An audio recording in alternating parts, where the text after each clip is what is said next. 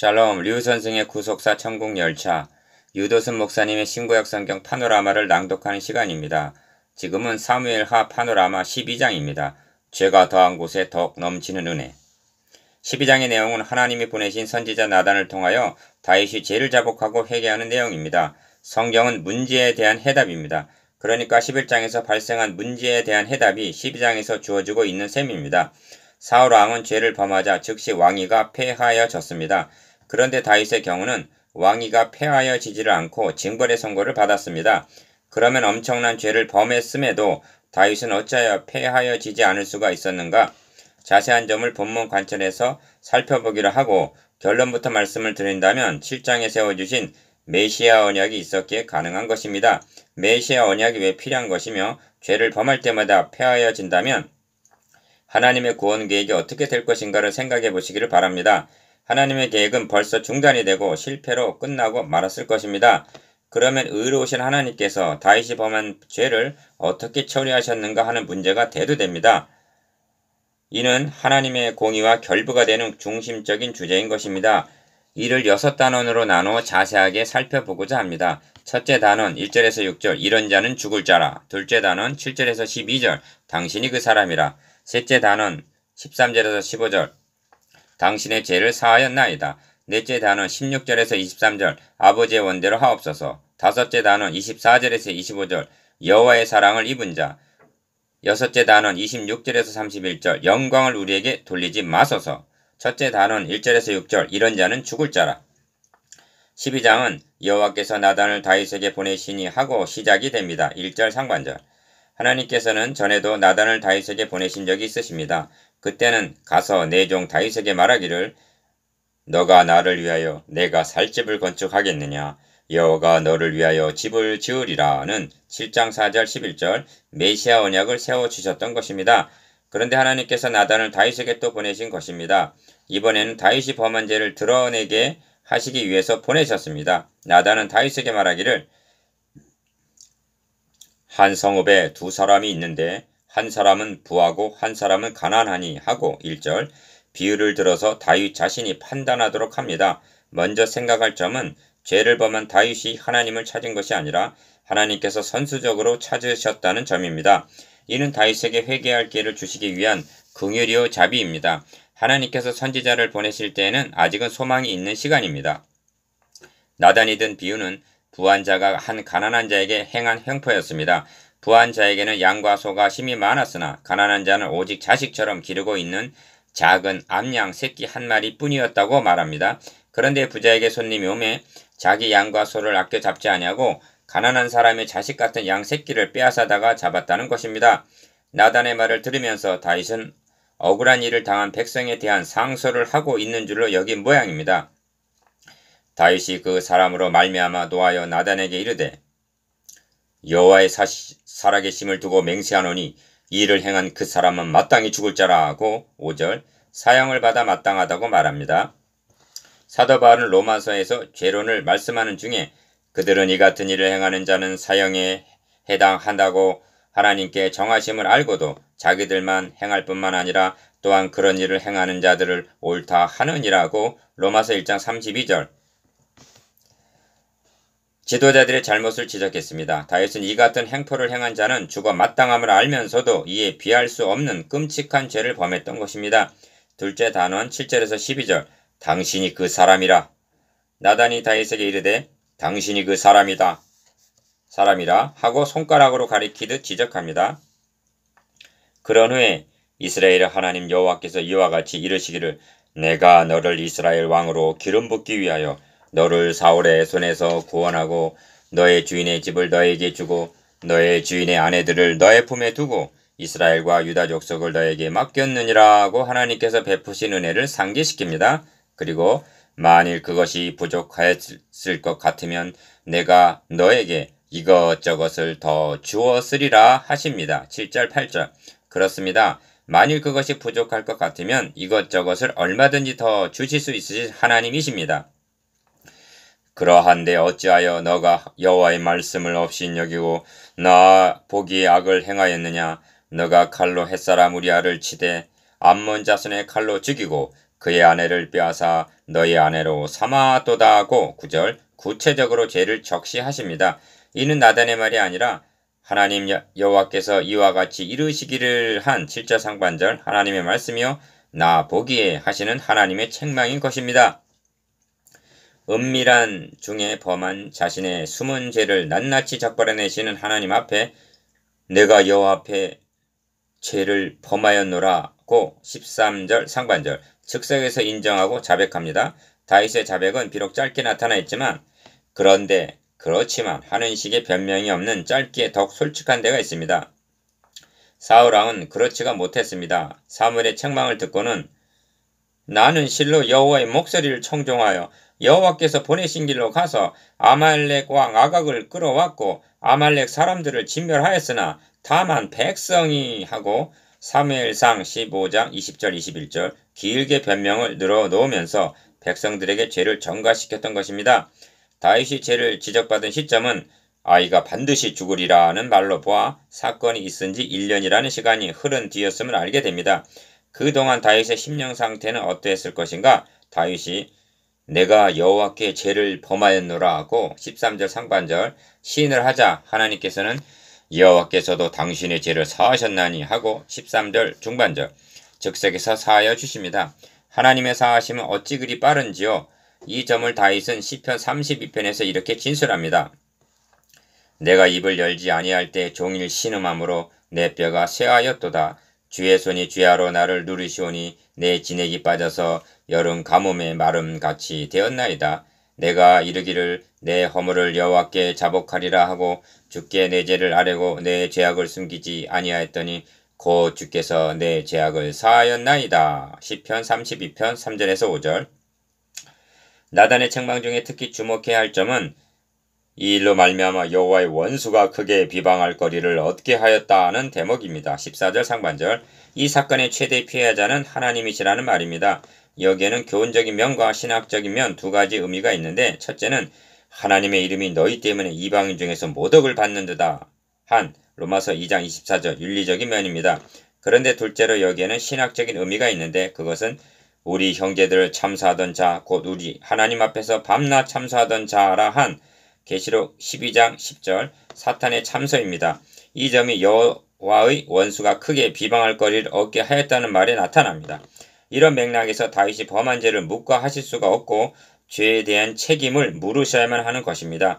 이 죄책에도 두 가지 면으로 나타나는데 첫째는 보라 내가 너와 너의 집에 재앙을 일으키고 내가 너의 눈앞에서 너의 아내를 빼앗아 너의 이웃들에게 주리니 그 사람들이 너의 아내들과 더불어 백주에 동참하리라. 너는 은밀히 행하였으나 나는 온 이스라엘 앞에서 백주의 이 일을 행하리라 하신 징벌입니다.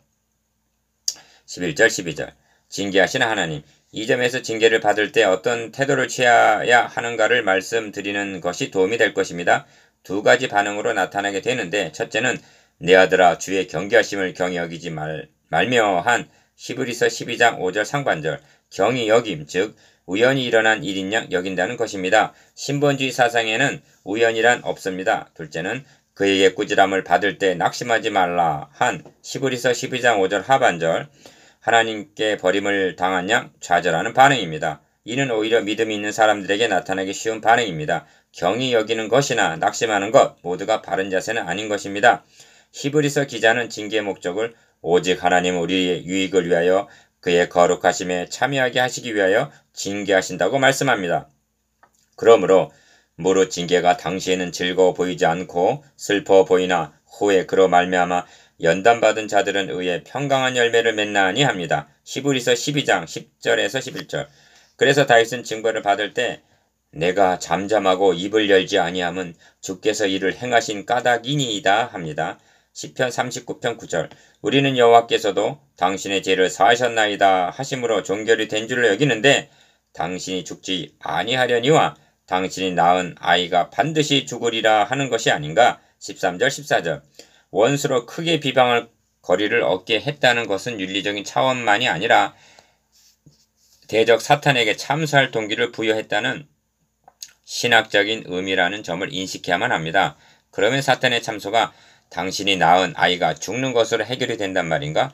이에 대한 구속사적 의미가 무엇인가? 셋째 단원 13절에서 15절 당신의 죄를 사하셨나이다. 셋째 단원은 세 절에 불과하지만 하나님의 구원객에 있어서 중요한 의미와 문제에 대한 해답이 있기에 단원을 따로 설정한 것입니다. 그러므로 본 단원에서 기어 여호와께서도 당신의 죄를 사하셨나니 한 13절 하반절 죄 사함이 어떻게 가능해지는가 하는 점과 니은 원수로 크게 비방할 거리를 얻게 했다는 것과 디귿 당신이 낳은 아이가 반드시 죽으리이다 한 구속사적 의미가 무엇인가를 추구해야만 합니다. 여호와께서도 당신의 죄를 사하셨나이다 하심으로 사건이 종결이 된 줄로 여기나 기결이 아닌 미결 상태로 보류해 두셨을 뿐이라는 점을 인식해야만 합니다. 이 점을 신약성경에서는 이 예수를 하나님이 그의 피로써 믿음으로 말미암아 화목제물로 세우셨으니 이는 하나님께서 길이 참으시는 중에 전에 지은 죄를 간과하심으로 자기의 의로우심을 나타내려 하심이니라고 로마서 3장 25절 해설해주고 있습니다. 세 마디로 되어 있는데 기어 첫째는 예수를 화목제물로 세우셨다, 즉 십자가에 세우셨다 합니다. 왜냐하면 니은 둘째로 이는 하나님께서 길이 참으시는 중에 전에 지은 죄를 관과하셨기 때문이라는 것입니다. 전에 지은 죄란 구약시대에 지은 모든 죄를 포괄하는 말인데 간과 즉 보고도 못 본 척 지나치셨기 때문이라는 점입니다. 디귿 그래서 셋째로 자기의 의로우심을 나타내려 하심이라 합니다. 그러니까 길이 참으시는 중에 전에 지은 죄를 간과하셨을 때는 하나님의 의로우심을 나타내지 못하신 때였다는 것입니다. 만일 의로우심을 나타내셨다면 다윗은 즉결 심판을 받았을 것입니다. 언제까지 참으셨는가? 곧 이때 로마서 3장 26절 즉 자기 아들을 화목제물로 십자가에 세우실 때까지였다는 것입니다. 우리 주님은 신구약 시대의 모든 죄를 대신하여 담당하셨던 것입니다. 이렇게 하심으로 자기의 의로우심을 나타내사 자기도 의로우시며 또한 예수 믿는 자를 의롭다 하려 하심이라 합니다. 자기 아들을 화목제물로 삼으셨다는 점을 본문에서는 당신이 낳은 아이가 반드시 죽으리이다 하는 것으로 표현이 되고 있는 것입니다.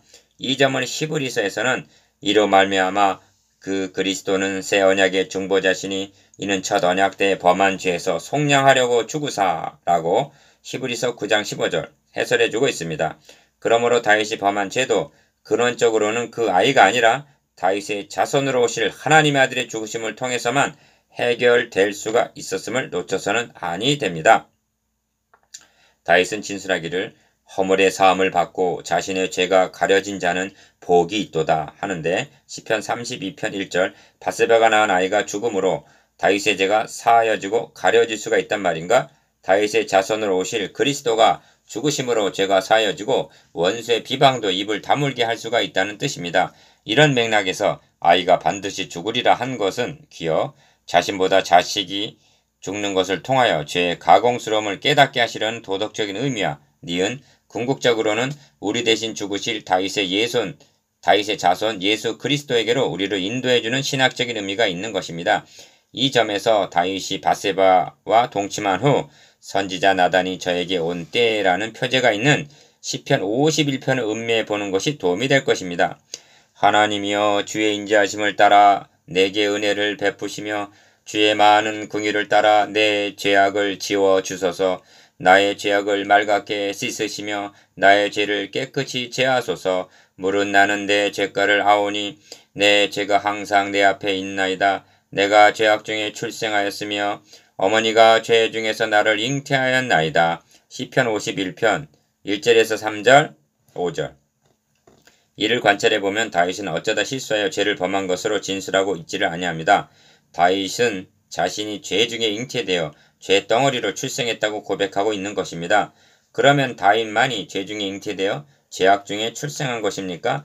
원지하에 있는 아담의 후에는 모두가 태어날 때부터 죄 덩어리로 태어났다는 고백이 있어야 하는 것입니다. 즉 전적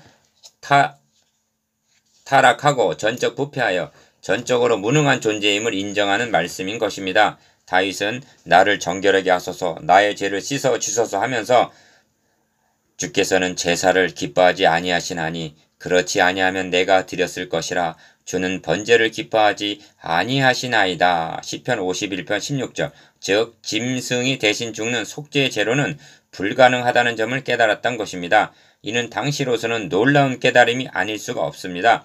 다윗은 이를 어떻게 할 수가 있었을까요?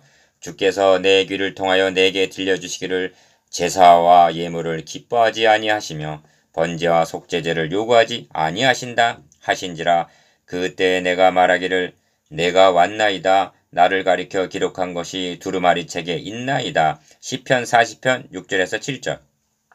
하나님께서 자신의 귀를 뚫어서 통하여 번제와 속죄제를 요구치 아니하신다는 점을 깨닫게 해주셨다고 말합니다.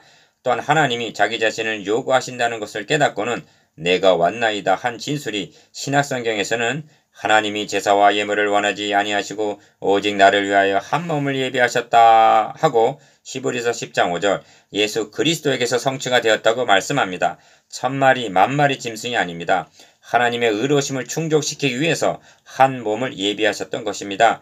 구약시대의 제사 제도는 보라 세상 죄를 지고 가는 하나님의 어린 양이로다의 그림자로 주어진 것이었습니다. 그러므로 죄라는 문제에 대한 해답은 허물의 사함을 받고 자신의 죄가 가려진 자는 복이 있도다. 마음에 간사함이 없고 여호와께 정죄를 당하지 않은 자는 복이 있도다. 시편 32편 1절 2절 라고 한 복음뿐이라는 점에 확고해야만 합니다. 어떻게 정죄를 당하지 않는 것이 가능해지는가? 하나님은 하시나니 곧 죄로 말미암아 자기 아들을 죄 있는 육신의 모양으로 보내어 육신의 죄를 정하사. 로마서 8장 3절. 즉 하나님께서 우리 대신 자기 아들에게 정죄를 하셨기 때문에 가능해진다고 말씀합니다. 그러므로 사도 바울은 시편 32편을 인용하여 일할 것이 없이 하나님께 의로 여기심을 받는 사람의 복에 대하여 다윗의 말한 바 불법이 사함을 받고 죄가 가리어짐을 받는 사람들은 복이 있고 주께서 그 죄를 인정하지 아니하실 사람은 복이 있도다 함과 같으니라 하고 로마서 4장 6절에서 8절 칭의 교리를 지응언했던 것입니다. 다윗도 그리고 바울도 예수 그리스도로 말미암아 값없이 의롭다 하심을 받는 사람의 행복을 알았던 것입니다. 감히 말씀드립니다만 다윗이 만일 범죄하지 않았다면 이처럼 찬란하게 빛을 발하는 그리스도의 영광의 복음의 광채를 알 수가 없었을 것입니다. 다윗은 간음죄와 살인죄를 범한 절망 중에 여호와께 정죄를 당하지 아니하는 자는 복이 있다는 칭의를 깨달았으며 바울도 비방자여 박해자여 폭행자였던 디모데전서 1장 13절 상태에서 해보다 더 밝은 빛의 비춤을 받음으로 내가 가진 의는 율법에서 난 것이 아니요 오직 그리스도를 믿음으로 말미암은 것이니 곧 믿음으로 하나님께로부터 난 의를 빌립보서 3장 9절 깨달을 수가 있었던 것입니다. 다윗이 범한 죄는 악이었습니다. 바울이 교회를 박해한 것도 악이었습니다. 그러나 하나님은 악을 선으로 바꾸셔 복음을 계시하시는 계기로 삼으신 것입니다. 다윗이나 바울은 죄만을 겨우 용서받은 것이 아니라 하나님 앞에 의롭다함을 얻은 것입니다. 이것이 죄가 더한 곳에 더욱 넘치는 은혜인 것입니다. 로마서 5장 20절. 사울과 다윗이 무엇이 다른가? 이 점에서 사울과 다윗의 차이를 생각하게 합니다. 즉 사울은 패하시고 다윗은 패하시지 않은 것이 하나님의 공의에 부합하는가 하는 점이 대두됩니다. 이 점을 이해하기 위해서는 죄가 너희를 주장치 못하리니 이는 너희가 법 아래 있지 아니하고 은혜 아래 있음이니라 한 로마서 6장 14절의 말씀을 이해해야만 합니다. 법 아래 있다는 말은 하나님께서 우리를 보실 때 법을 통해서 보시게 된다는 뜻입니다. 사울은 법 아래 즉 하나님께서 법을 통해서 보셨다는 것이 됩니다. 왜냐하면 사울은 너희가 구한 왕, 너희가 택한 왕이었기 때문입니다. 사무엘상 12장 13절. 그러나 다윗은 하나님께서 택하여 세우신 왕이었던 점이 사울과 다윗의 차이입니다. 너희가 구한 왕, 너희가 택한 왕이 죄를 범하게 되면 자신이 책임을 질 수밖에 없는 것입니다. 그런데 하나님께서 다윗을 택하신 목적이 무엇입니까? 그의 자손으로 그리스도를 보내셔서 천하 만민을 구원하시기 위해서입니다. 이런 맥락에서 다윗은 은혜 아래 있었던 것입니다. 은혜 아래 있다는 말은 하나님께서 은혜를 통해서 보신다는 뜻이 되는데 은혜는 누구로 말미암아 주어집니까? 그렇습니다. 은혜와 진리는 예수 그리스도로 말미암아 온 것이라고 말씀합니다. 요한복음 1장 17절. 그러므로 은혜 아래 있다는 말은 하나님께서 그리스도의 십자가를 통해서 보신다는 뜻이 됩니다. 그러므로 예수 그리스도께서 나 대신 정죄를 받으신 것을 믿는 자는 정죄함이 없게 되는 것입니다. 그러므로 하나님께 범죄한 다윗을 패하시지 않으셔도 하나님의 공의와 충돌하지 않게 되는 것입니다.